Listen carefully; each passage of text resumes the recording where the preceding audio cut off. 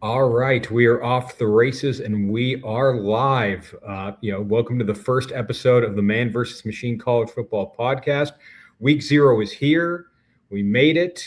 We survived that long and treacherous off season, but football is a mere 6 days away from time of recording. We got a great idea coming come at you from our perspective and from our podcast. So, premise of the show is we got our guy Lucas over here, really into AI, really into technology, and he's using that skill set and that background to have an idea of what he thinks the college football season is going to look like, what each game is going to look like, so on and so forth.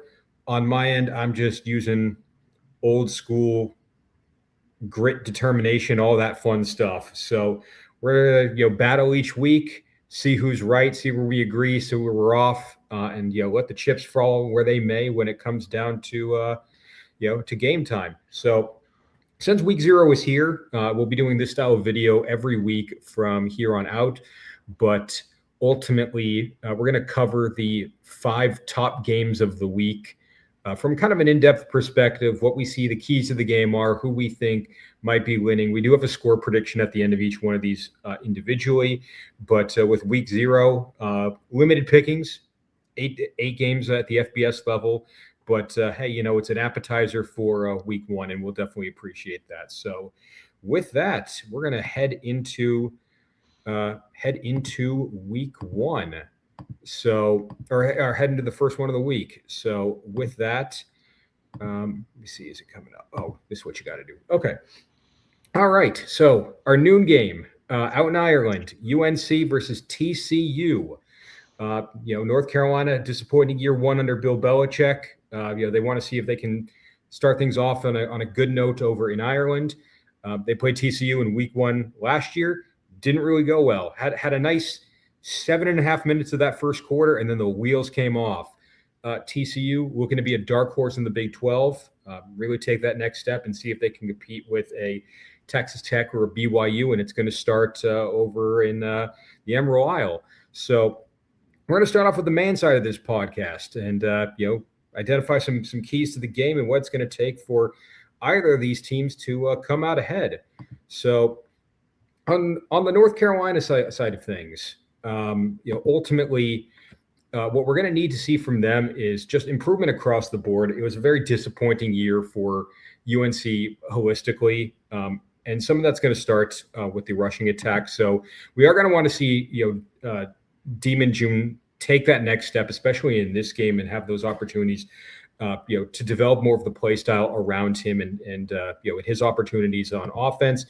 This was a UNC team that was one of the worst rushing attacks in all college football last year, one of the worst in the ACC. That can't continue in year 2 under Belichick. It can't continue in week 0 in Ireland. So ultimately, Demon June and North Carolina at large is going to need to find a way to run the ball.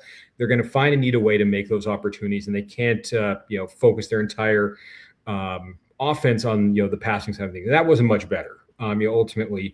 But the rushing game really held North Carolina back last year, and we are going to need to see that improve in week 0. They're going up against a TCU run defense from last year that was top 50 in the country, so it is going to present a challenge. It's going to be a level of difficulty that UNC probably would not like to see in week 0.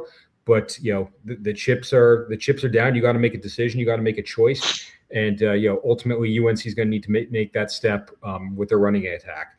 Where they were a pretty good team overall was their ability to limit scores within the red zone on defense. So that's going to need to continue for North Carolina against TCU. North Carolina was a top 25 red zone defense last year in terms of not giving up touchdowns or field goals. And when you're a team that ended up, I don't know whether they were like 3-9 or 4-8, it was a bad year down in Chapel Hill. And if you can hang on to one level of bright spot, especially on the defensive side of the ball, you got to capitalize on it. You got to help the team take that next step as they head into week 0. They're going up against a TCU offense that wasn't great in the red zone. They were below average last year. So maybe this is where North Carolina stands out with a bend, don't break mentality, and limit TCU's opportunities when they are inside that 20. And the final thing for North Carolina, just limited down to 3 key factors. While UNC was great in the red zone on defense, they struggled on offense. They were outside the top 100 teams in red zone offense last year. That needs to improve and that needs to get better. Offense as a whole was a problem for North Carolina, but when you're so close to scoring, you do need to capitalize, at least take away 3 points. TCU's red zone defense was rather pedestrian. They were borderline, were just above a top 100 red zone defense last year. So the opportunities will be there for North Carolina to open up the playbook in week 0, to steal some points inside that 20, while also not giving up any points when their backs are against the wall. So that's how I'm looking at North Carolina, what it's going to take for them to make that step. On the TCU side of things, they're coming in from a pretty interesting perspective. Josh Hoover is out. He is over at Indiana now. He was a top 10 passer in college last year. For context, when Fernando Mendoza transferred to Indiana, he was outside the top 10 at Cal. So the upside is high, but we're not talking about the Hoosiers today. We are talking about TCU. And they're bringing in Jaden Craig, transfer quarterback from Harvard. And this is going to be that opportunity for him to showcase that he can lead this TCU offense. It's going to be tough. Again, it's a neutral site, week 0 game. No one really knows who they are. No one really knows their identity.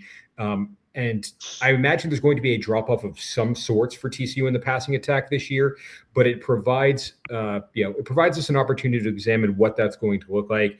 I don't think anyone here expects TCU to remain a top 10 passing offense this year, but if they can continue to air it out, if they can continue to really put UNC on their heels, UNC, for all their issues last year, had a pretty good passing defense just outside of the top 50 in yards allowed. So, taking that into consideration, it's definitely going to be a challenge for TCU in week 0, but it will not be the end of the world. And TCU is going to need to win that battle through the air if they're going to win this game in Ireland. Speaking of the battle through the air, where TCU struggled last year was defending the pass. So you went from an offense that was, one of the elite teams in the country at passing to a defense that was one of the worst teams in the country at defending the pass. They ended up outside the top 100 in passing defense, and they're going to need to win that battle. Now, fortunately, they're going up against a North Carolina squad that was also bad at airing it out last year. They're going to be bringing in a new quarterback in Billy Edwards, coming in from Wisconsin.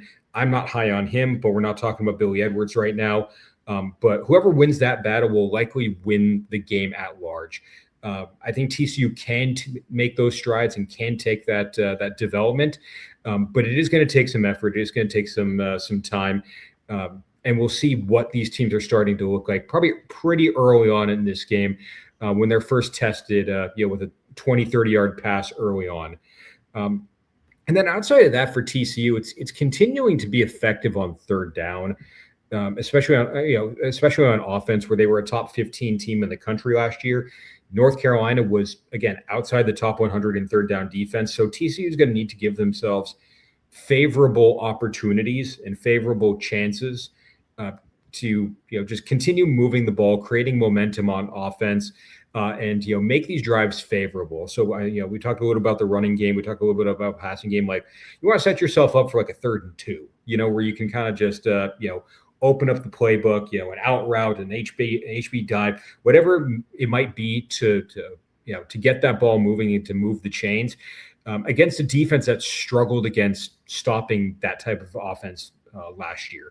So if trends continue, TCU should win that battle. If they win that battle, they should win this game. So with that in mind, I'm going to go to the final score prediction. Ultimately, on paper, TCU is the favorite. They should be the favorite. I think North Carolina is going to have a tough year this year, but I think TCU, in the eyes of many predictors out there, is largely overrated. So I do think this is going to be closer than teams anticipate. I do think this is going to be probably down to the 4th quarter, where we see UNC's defense start to step up. We see TCU, have some stutter on offense from time to time, but ultimately they will come out ahead. I think it's going to be close. I have TCU 26, North Carolina 24. So That's my end. That's the man side of things. So I'm going to pass it over to the machine learning part of the podcast. Lucas, it's all you. What do you got for UNC TCU? Keys to the game, final thoughts, scores, all that fun stuff. All that fun stuff. Well, just so you know, I'm actually a man too, but a lot of this stuff is built using AI. I actually do agree with a lot of stuff the AI says, and one thing I found shocking is that early on, man versus machine actually kind of agrees on a lot of things. One of the things I did notice, and I do agree with, last year's UNC rushing attack was awful. No way to sugarcoat that. They're 127th in the league versus TCU's 28th. If TCU can find a way to run the ball, UNC can run the ball, they have a game. However, I agree. I agree. It's going to be a struggle for UNC trying to run the ball. Now, another thing on UNC's path is TCU's pass defense, 103 overall. For Edwards, he needs to have a good game, a really good game against a terrible defense. Now, for UNC, their passing offense was pretty good, 29th versus a okay UNC pass defense. However, one thing I did notice prior to this is that UNC's defensive coordinator, Steve Belichick, is out on medical leave with no ETA on his return. Reports now coming out that there's going to do a DC by committee. That's something to watch out for. Now, current markets are showing TCU at about 73% chance winning. That's current market. The current markets are factoring the information that Steve Belichick is on leave with no DC in place. I predicted based on the numbers, they're roughly a 54% chance of winning. I'm going to agree I'm going to take a stab out here. I agree with the man. I don't think my market is factoring in the loss of Steve Belichick. That being said, though, in terms of the numbers, I do think that TCU is a minus 1.5 favorite is a safe number, but based off my models, I think the final score will be TCU 24, UNC 23. So, kind of interesting conundrum. But I might take UNC minus plus 1.5 on that. All right, yeah, definitely. A lot going on in week 0. Definitely a fun trip out to Ireland to see those two squads play, and we'll see how that all matches up. So we're gonna head to the 3:30 game, an ACC conference matchup that was slated to be played in Brazil. Fortunately, we got that back on campus where NC State. We'll be heading over to Virginia. Virginia, the ACC runner-up last year, made it to their conference championship game. Really out of nowhere, all things considered. They were not expected to have a banner year, but definitely rose to the occasion. NC State, trying to figure out what the future looks like under Coach Dave Doran and how they're going to make the most out of this year. And it's going to start, on the road against a conference foe and the opportunity to make a splash in the ACC early. So, speaking of which, from an NC State point of view, what do they need to do to make that plunge, and what do they need to do to steal a win on the road?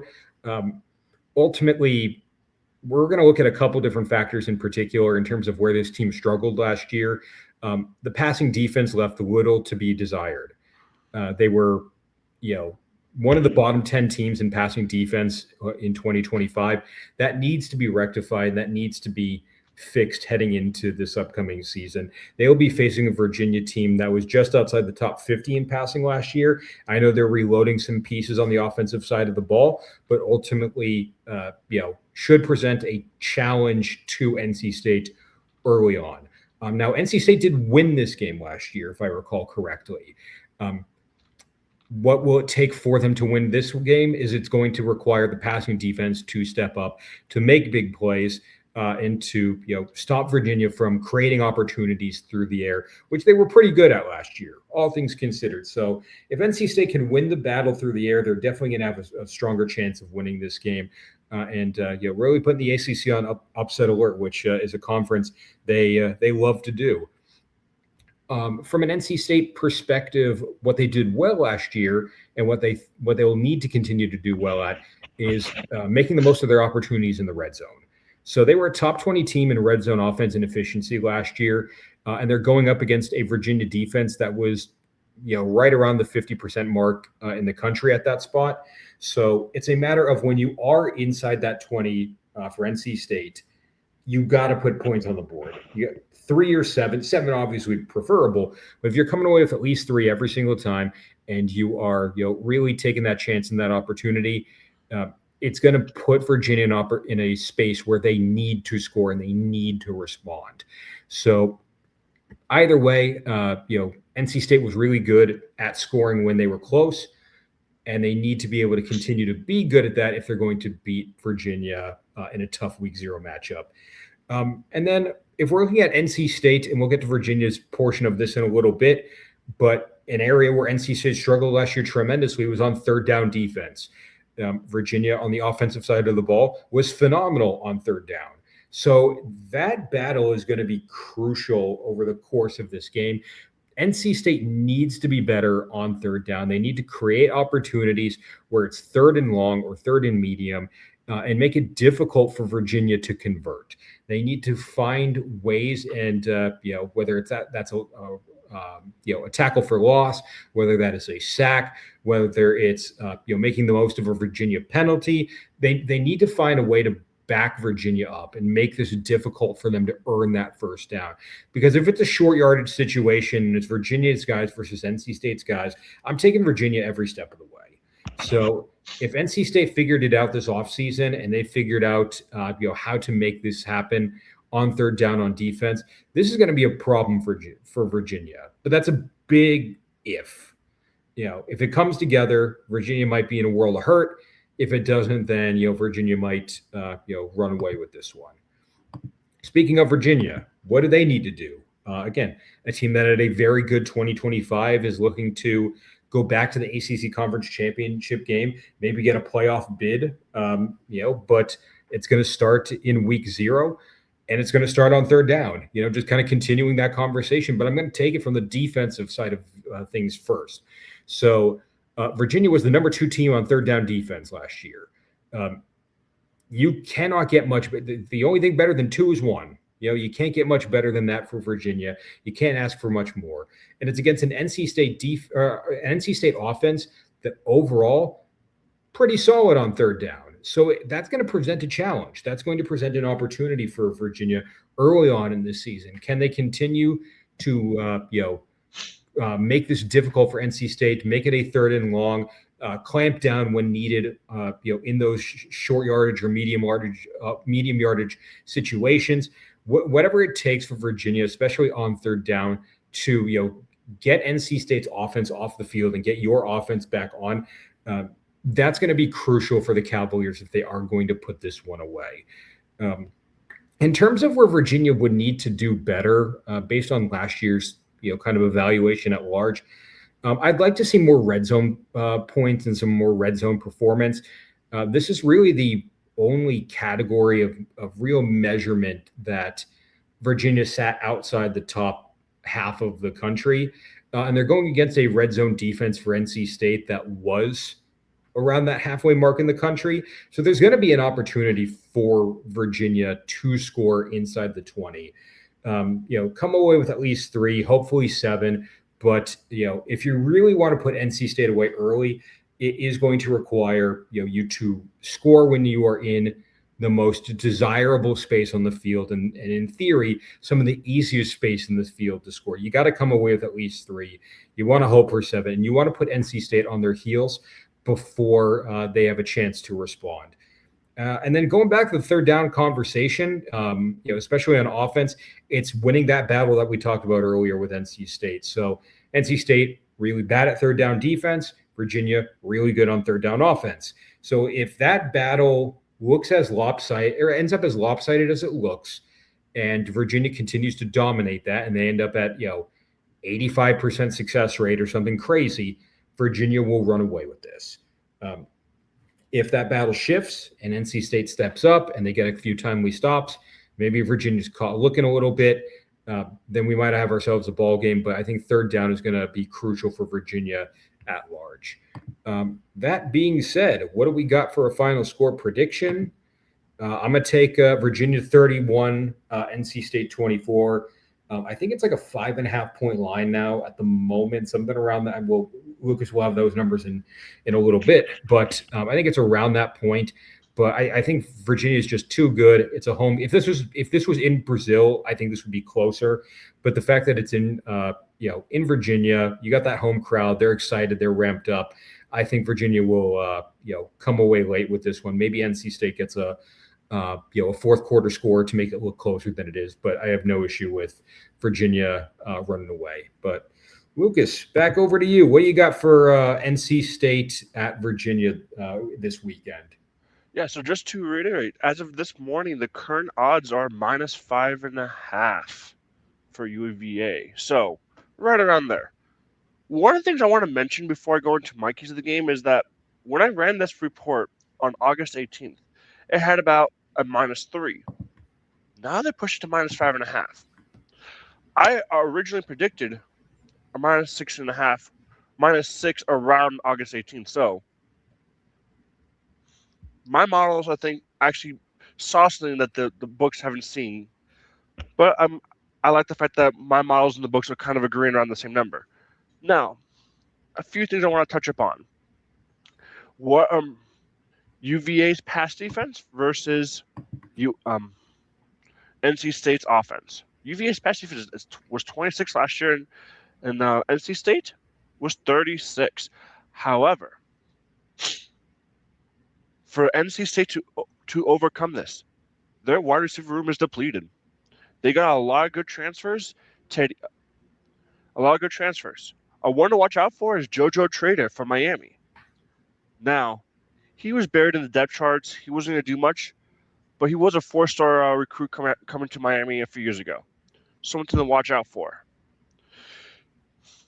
Another thing is establish Duke Scott. He had roughly 95 yards at 5.6 yards per carry against a UVA run defense that was 46 in the nation. I think if they can establish the run, good things can happen. I think this is probably the hidden stat of the game. Stop losing games on special teams. Just stop. UNC was 101 last year. It lost them 2 games last year. If they can actually have a good special teams, not give up any kickoff returns, punt returns, or give up bad yards, they can hope it'll be a closer score. Now, the starting quarterback for Virginia, he was 11 touchdowns to 9 picks last year around Missouri. If Pabula, the quarterback for Virginia, is having a terrible game, hey, NC State has a chance.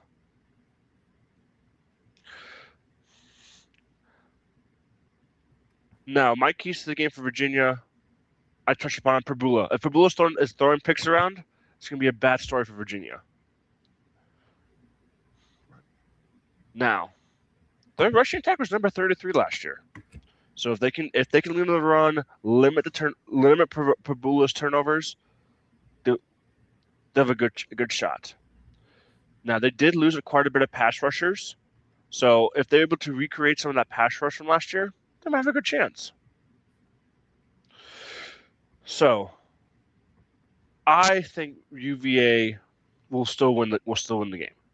My numbers are predicting -6.5, with the money line on 187 and NC State around +187.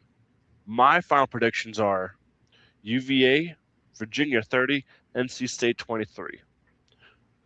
So right around the same numbers that Corey came up with, probably a little shifting, but we're kind of right around the same area in terms of what we think the score will be. All right. Yeah, definitely good to hear. Definitely some good tidbits and pieces of info for anyone at home thinking about this game and the ramifications it'll have in the ACC at large. So, moving on, we are going to go to the group of 6. We go deep in this channel. It's not just the Power 4. But we will be going with Jacksonville State heading out to North Dakota State. They are making their FBS debut. One of the, I would say, shocks of the offseason, where they moved up to FBS seemingly out of nowhere. They felt like a program that was just very comfortable at the FCS. They were good at, dominating for decades on end. But they want a new challenge, and they've answered the bell. And they're going up against a Jacksonville State team that was in a similar position a couple of years ago. So definitely knows what that experience looks like. It is a good first game for both of these teams in week 0. So what is it going to take for either of these teams to edge out and win this game? For Jacksonville State, it's a matter of continuing to do what they do well. They were a phenomenal running team last year. They were a top 5 run offense in the over the course of the season. So it's going to be the Christian Lando game if Jacksonville State is going to win. It's just continuing to do what they do well. Lando had a strong and progressive year last year. I'm sure he wants to build off of it this year and beyond. But ultimately, I think he's going to be the focal point of this Jacksonville State offense as they take on a tough opponent on the road. If we're looking at North Dakota State's defense. Again, in the FCS, they were one of the best teams in the country, so definitely provide Jacksonville State with a challenge. But if you know that you've done something incredibly well over the course of one season, in theory, you should have the pieces in place to replicate it over the course of a new season. So time will tell, but I think this is going to be a run-first team, especially if they are in the process of trying to win this game. Now, that being said, staying on the offense, it can't be 100% run. That's too predictable. That's too easy to defend. So we are going to need to see Caden Creel, take more control of the game and open up the offense and open up the play calling a little bit. If we're looking at a top 5 Jacksonville State offense last year, rushing offense last year, we're looking at a passing attack that was 120th. So really a tale of two cities, almost a tale of two offenses, and they're going up against a strong North Dakota State pass defense, which we'll talk more about soon, but that needs to improve for Jacksonville State, not just for this game, but for the season at large. If they do want to contend for a bowl eligibility for a conference championship place or anything beyond, they can't be 120th in passing offense this year, and that presents them with an opportunity in week 0 on the road against North Dakota State. So while they can run, and that's awesome, they got to be able to pass too. They got to have that diverse offense where you can, nickel and dime them all the way to the end of the game, and you'll find a way to score by any means necessary. And then the final thing is just winning the turnover battle. Jacksonville State was a very good team last year in terms of winning the weekly turnover battle. They were a top 15 team in the country in turnover margin. So they were keeping the ball in their offense's hand. They were creating opportunities on defense via interceptions and forced fumbles. They were making the most of whatever they could and playing smart, safe football kind of across the board. That will need to continue against North Dakota State this weekend. And we'll talk about North Dakota State from a turnover battle perspective as well coming up. But I think these two teams as a whole really mirror one another, all things considered. And whoever wins that turnover battle, whether it's Jacksonville State or North Dakota State, likely going to have a leg up on winning the game at large. If it's North Dakota State, we could see a blowout. If it's Jacksonville State, we could see one that's pretty close, all things considered. So that's Jacksonville State in a nutshell. Let's head to North Dakota State and their first game at the FBS level. So what is it going to take for them to, get the most out of this and really, win their first game in this capacity, it's winning the turnover battle. It's winning it's winning the fumble, the interception, and being smart with protecting the ball when you have it in your hands.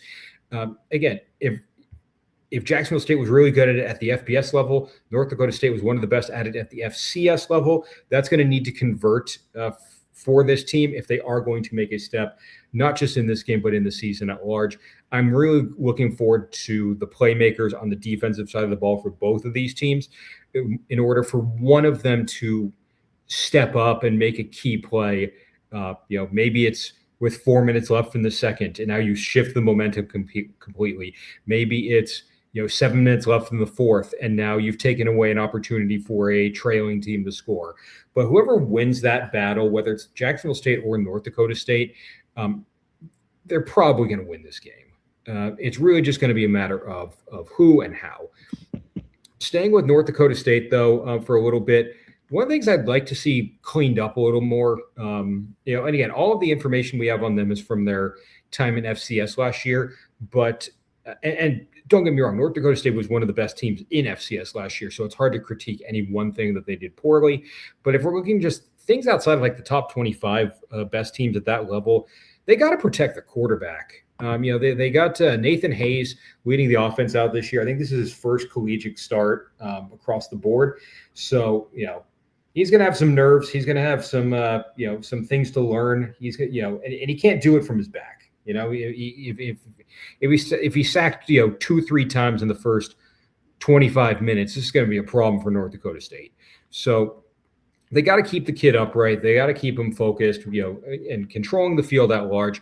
And the North Dakota State offensive line is going to be crucial in determining the outcome of this game and helping North Dakota State come away with a win. And then the last one is going to be the continued involvement of, or the continued involving of the North Dakota State secondary. So again, at the FCS level, they were a top 3 passing defense going up against a Jacksonville State passing attack that was largely poor. So could they win that battle outright? I think the answer is probably. If I were to put money on it today, I would put North Dakota State secondary over Jacksonville State passing attack. That being said, we're going to find out a lot about these teams. We don't necessarily know everything that's going on behind the scenes. And, maybe North Dakota State doesn't win that battle. If they do, this is going to open up. If we're limiting Jacksonville State to, under 100 yards passing in the first half, it's going to be tough for them to come back.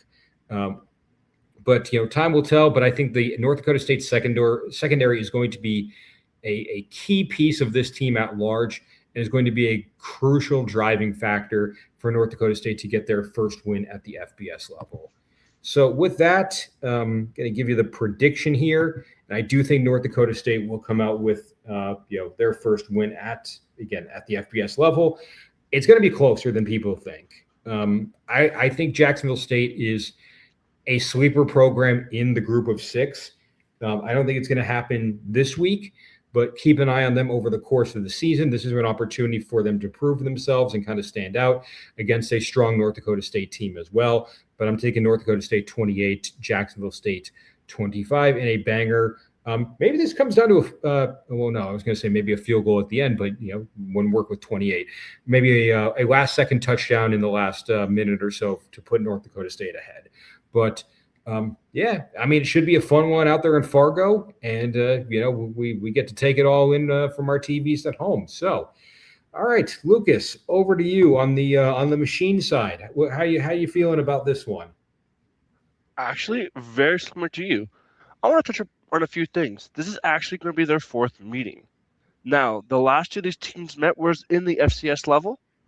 I don't know if you remember this, but it was the 2015 FCS National Championship game when Carson Beck was the North Dakota State quarterback when they beat Jacksonville State. So this is actually their 4th meeting. So they have a little bit of history, kind of fun history.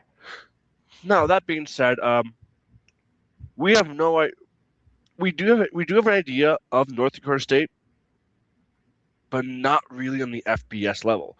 Jacksonville State has the FBS experience.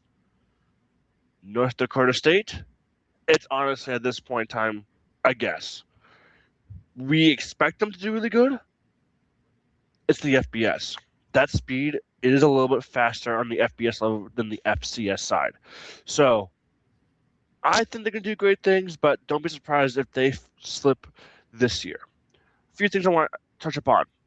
Jacksonville State's rushing offense, phenomenal. Top 25. 3,500 yards rushing last year. Now, their passing attack,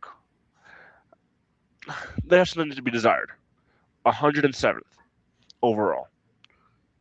So, another thing I think that's we're missing, special teams, that hidden yards. If they're not dead last, they're dead last. At that point in time, you can only go up from there. They played in Fargo with a ruckus crowd. If Jacksonville State can't contain on the kickoff return and the punts, it's going to be bad time. They're not going to control the field of play. They're going to be putting themselves at a disadvantage with those hidden leaky yards that over time, in the fourth quarter, a bad punt block, a bad punt coverage, or a bad kickoff coverage, instead of being on a 25-35, now they're on 45. Maybe a potential touchdown. Those are the hidden yards that can get in, that can cost them the game. That being said, I do agree for North Dakota State to win, make Creel throw, stop that run. If they can stop at Jacksonville State's rushing attack, I think they're going to do great things. Now, in terms of the number side, I agree. North Dakota State is a -2.5 favorite. I think it's going to be a little bit less scoring, 25-22. So I'm comfortable picking North Dakota State -2.5. All right. Yeah, definitely appreciate the insight. Love the special teams side of things. I know it's tough to get a lot of that insight just down in paper, but definitely appreciate the look into that. So with that, we're going to go into Hawaii at Stanford, a game that was played last year at week 0. Hawaii walked off on a field goal, to my knowledge. It's been a hot minute since I've watched that one. Stanford looking for revenge, kind of a tale of two teams almost, where Hawaii is trending in the right direction. They have a great head coach. It seems like things are going their way. Stanford, respectfully, I know those alum got a ton of money, but respectfully, one of the worst programs at the P4 level. First year head coach. But we're going to see what he can do in week 0. At least this one's going to be at home. But we're going to take an idea. We're going to get an idea of where both these teams kind of lie based on the way that they're currently trending. So if we're Hawaii, what are those keys to the game? Or keys to winning this game? So start off with the easy stuff. Clean up the penalties. You can't be a bottom 10 team in penalties per game and expect to be a successful team. I don't care what conference you're in or what level you're in. Hawaii just played sloppy ball last year for the most part. And, that can't continue into 2026. If they can just stay relatively disciplined, Stanford through all their warts last year was a decently disciplined team. If Hawaii just gets to that level of middle of the pack and not doing stupid stuff, whether it's, pass interference or false start, whatever it might be, and just, finding a way to hunker down and do what they got to do, then Hawaii is going to have a very real chance of winning this game and really make a splash in the season at large. But it can't happen if they're shooting themselves in the foot, especially in a coach's first game for his new team, and Hawaii's on the road for that. Now, what Hawaii did really well last year, especially on the offensive side of the ball, is when they get close, they score. They were one of the best red zone offenses in the country. They're coming away with points constantly. If they're inside the 20, you can kind of just throw up a white flag. It's over. You're not stopping them. That's going to need to continue. And we'll talk about Stanford in the red zone on defense in a little bit because that's kind of their highlight. But that's going to be the key overall matchup between these two teams is can Hawaii score when they're inside the 20? Can Stanford stand tall and reduce the damage that Hawaii intends to inflict on them? So I think it's going to be a matter of will Hawaii continue to be really good at something they're really good at, or will that take a step back and now Stanford can open the door on themselves? And, sticking with Hawaii for this last one here, if we're looking at the offense that Hawaii really runs, very pass heavy. They were a top 10 passing offense last year, which is, definitely something to be commended. But the rushing attack was not there. They were, again, bottom 10 team in the country at rushing last year. And that, again, it needs to change. You don't need to be top 10 like you are for passing, but you can't be bottom 10. There's got to be some sort of middle ground, or there got to be some sort of opportunity for your offense to, open up the playbook a little bit, really, give Cam Barfield the chance to evolve in his game. He did have a solid year last year, all things considered. I think it's just the lack of attack. I think they're kind of focusing all on one person. And if that's what they're doing, so be it. But ultimately, it is going to be a matter of opening up their running game so that they do have a chance to win this one on the road. Now, if we are looking at Stanford, the home side of this thing, again, a team that struggled at basically everything last year. And I know we just talked about Hawaii having a very good passing defense. Stanford had a very bad passing Hawaii had a very good passing offense. Stanford had a very bad passing defense, one of the worst in the country. That can't happen. It cannot happen at home in a new coach's first game. That's just unacceptable. I'm not saying again that they have to be top 10, but they just can't be bottom 5 like they've been. So if that gets a little bit better and it stops Hawaii in their tracks, and maybe it forces Hawaii to open up their rushing attack, kind of as a complementary piece. But Stanford was much better at defending the run than they were at defending the pass. So if Stanford can just take one micro leap from bottom of the barrel to, serviceable, Stanford could open this up and really lock down Hawaii's offense, since it is so one-sided and at times predictable. On the defensive side, we're sticking there for Stanford. I know I talked about Hawaii's red zone offense. Stanford on defense in the red zone is one of their strongest areas as a team. They were a borderline top 10 or top 20 red zone defense last year. They were able to take away points off the board through their performance and through the actions that they were able to take. If that continues to be a driving factor, and the red zone becomes a place of opportunity for Hawaii and Stanford, that matchup in particular is going to be a key driver for this team in this game. So if Stanford wants to come away with this one, it's got to be locking things down through the air and locking things down in the red zone.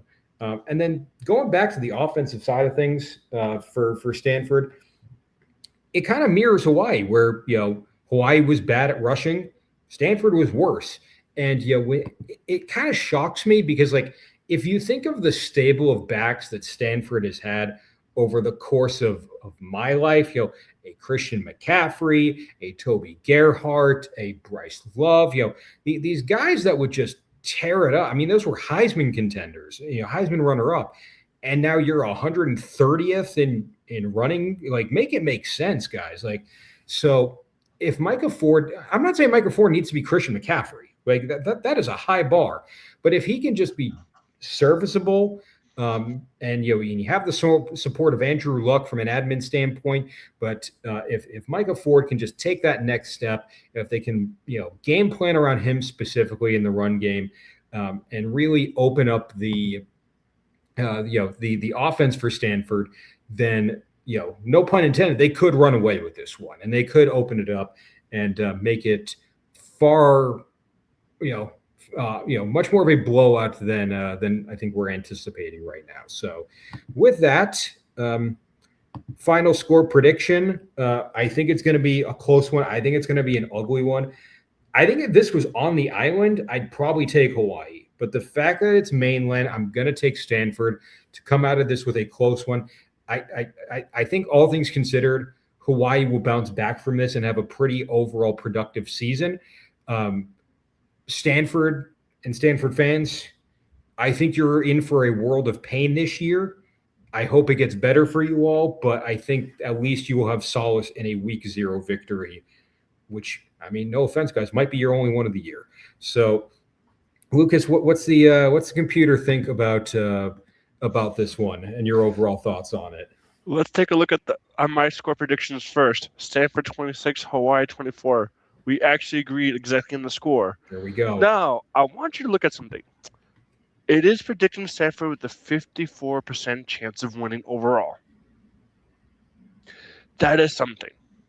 Originally, I was leaning toward Hawaii, but I think I'm coming back toward the numbers as well. Coming back to like -1.5 for Stanford. There are a few things I want to touch on. You brought them up already. No one can run the ball. No one can run the ball. For any team to win, they have to run the ball. Hawaii's offense, passing attack, was unstoppable. That run and shoot offense was amazing. However, they need to find new targets. Now, their number 1 overall wide receiver, Polif Ashlock. He's been sitting all camp with a knee injury. We don't have a timetable if he's ready. Another wide receiver, Jackson Harris, is gone. So their wide receivers have to step up in order for Hawaii to win. On Stanford, they just have to actually have a good passing attack.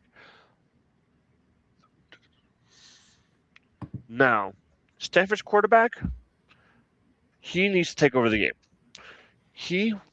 This is his first game back since December 2024, coming off an ACL injury. Now, his passing numbers weren't great, 7 touchdowns, 10 picks, so he needs to make a huge step forward. Now, I think it's becoming a trend. Special teams. Hawaii was number 8 in the country last year. Their kicker was phenomenal, 27 out of 29.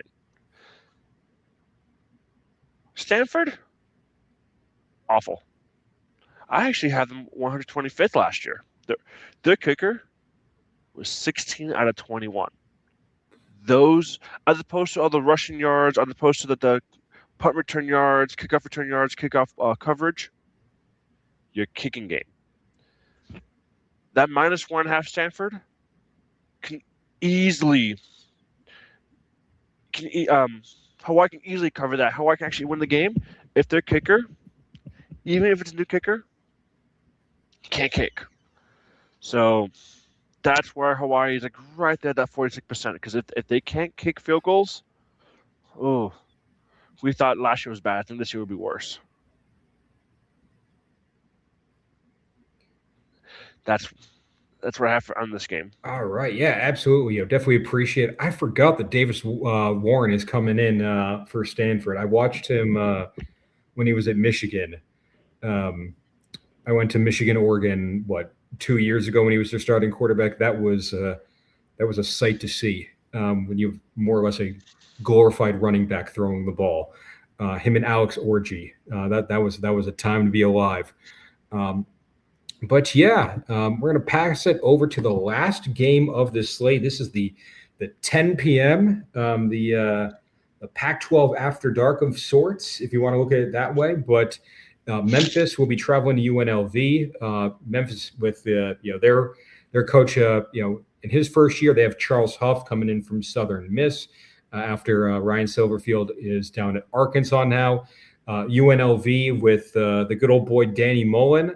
Looking to make a playoff push. My G6 dark horse, to potentially grab that number 12 seed. But it's all going to happen, in this game. Again, you have Memphis, one of the better teams in the AAC. UNLV, one of the better teams in Mountain West. And we're going to see how this all kind of comes together. So what is it going to take for Memphis to win this game?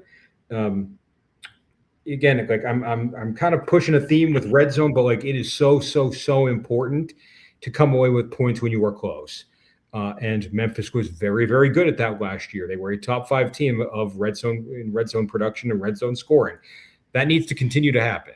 They need to continue to win that battle in the red zone. And we'll talk about UNLV in a little bit because they're, generally speaking, at least on defense, really bad in the end zone. Or in the red zone. So if Memphis can continue to just do what they do and do what they do well, they could come out of Vegas with a win. I see no world where that's not a possibility. But it's going to come down to just like making the most of the opportunities they've been given. They don't need to do anything, flashy or spectacular. You don't need a 50-yard pass down the sideline. Like you can just,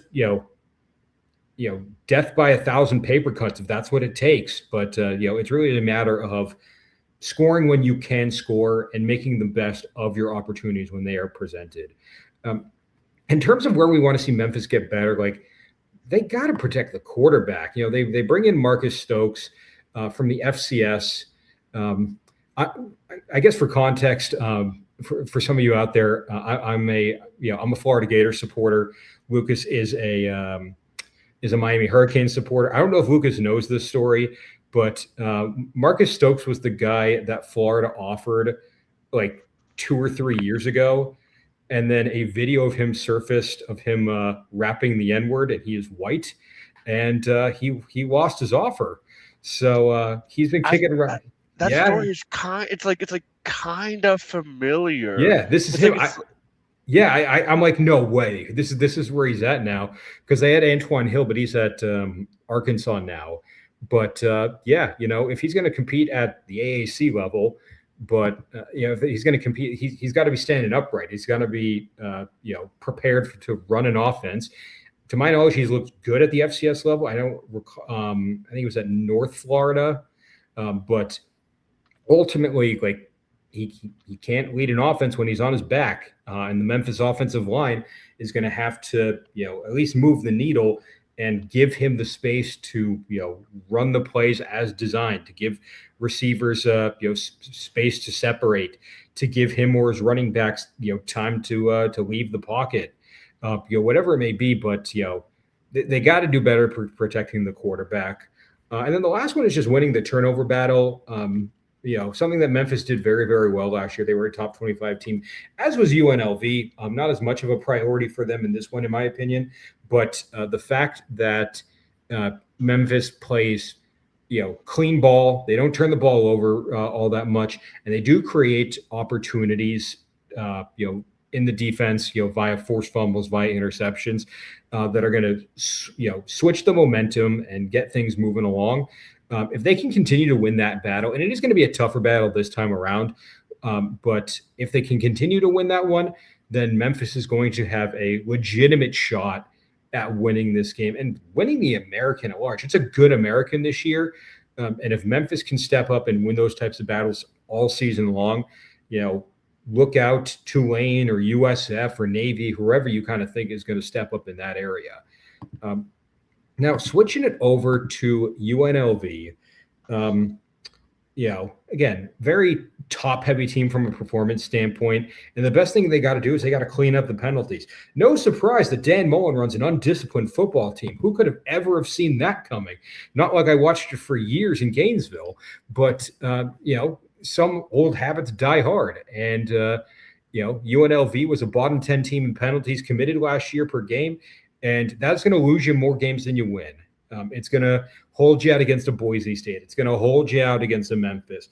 And, when you really need to go 12-0 or 11-1 to make the playoffs, a bad penalty at the wrong time, like a shoe being thrown, that's gonna kill your playoff chances.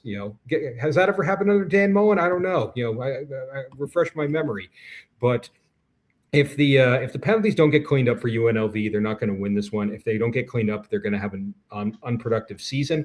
But this is that opportunity where things can get done. Whether that is less holding on the offensive line and less false starts, whether it's less pass interference, whatever it may be that's kind of pushing this team backwards. UNLV will have that opportunity in week 0. to show that they are more disciplined than they were last year. Sticking on kind of a trend with third down. I love my third down stats. I love my red zone stats. Haven't talked about third down a little bit, but UNLV on defense is very, very good. And they do stand tall, and they do, create opportunities for themselves where it is difficult for teams to convert on third down.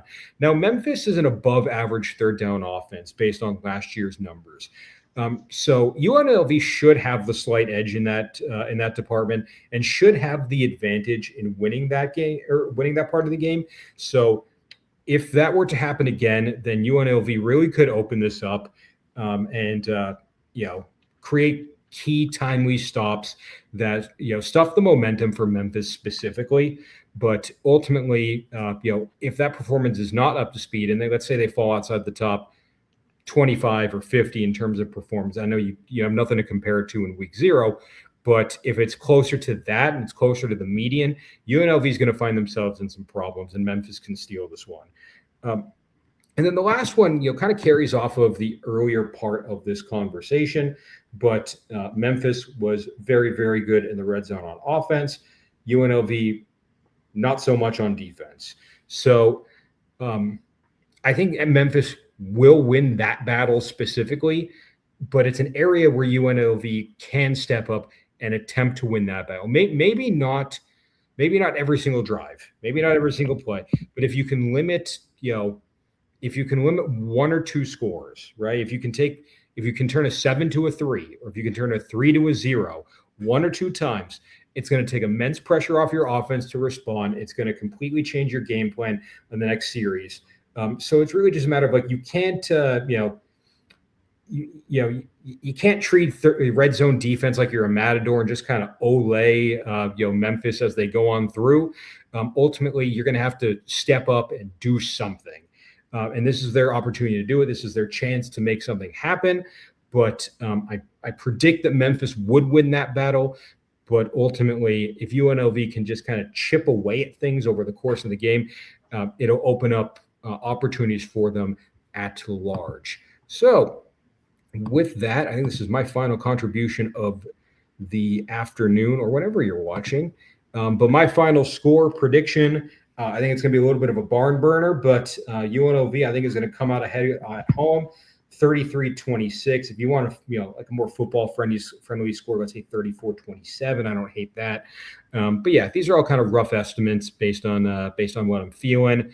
But it might come down to a last second touchdown for UNLV, put them ahead, and put this one away at home. If it was down in Memphis, I don't know, maybe a different story. But I think UNLV defends Allegiant and goes on a quest, at least in my opinion, to grab that 12th spot in the playoffs. But that's enough of me for now.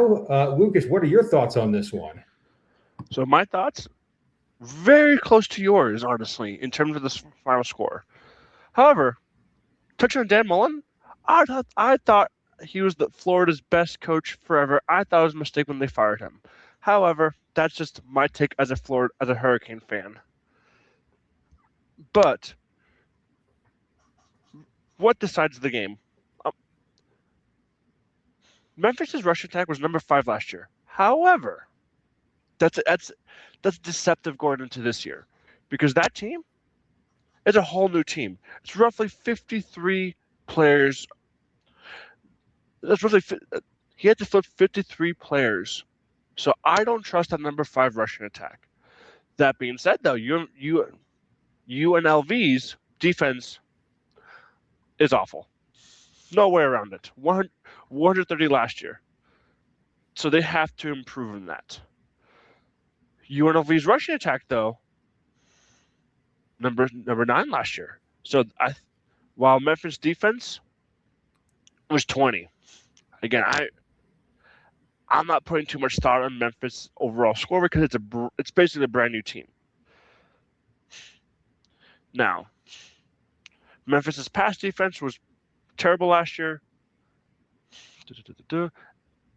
Also, Memphis's quarterbacks.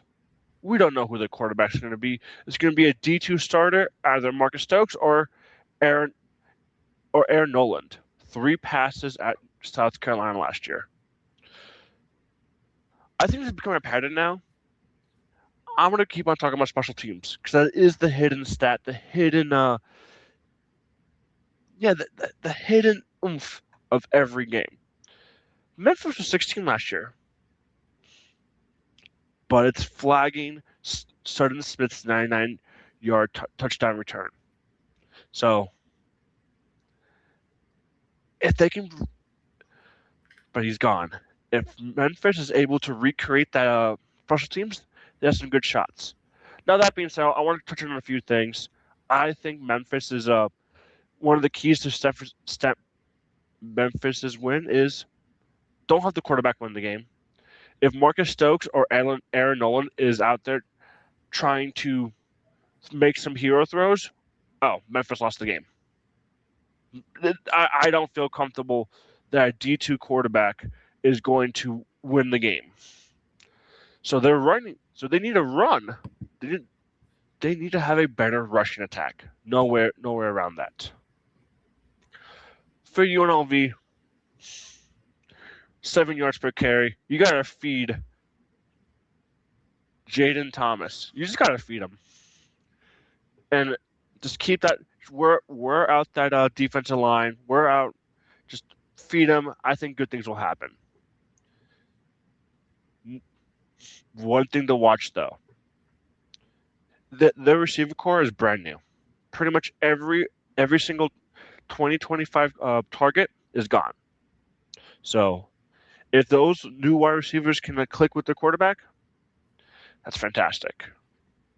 So numbers to watch out for. My model predicts a very healthy number of UNLV -6. My score is going to be 32-26. One thing I want to touch on, though, I did predict UNLV 2 or 3 weeks ago at -5.5 when the market had at -3. The market has pushed toward my numbers. Just something to keep an eye on. All right. Yeah, no, glad things are trending your way, that you kind of caught the trend before everyone else kind of saw it go that way. But yes, that is the conclusion of our first episode of Man versus Machine. Hope everyone liked it. Hope you all enjoyed it. What are your thoughts on these 5 games? Comment below, give us your feedback, all that fun stuff. Like, comment, subscribe, all that. And yeah, tune into games this weekend. We made it. We did what we had to do, but we are here. And then tune in next week for our week 1 games. Got a few on the docket that I think are going to be fun to cover. But we did it. We're here, and can't wait to watch the rest of the season with you all. So thanks for your time, and see you soon.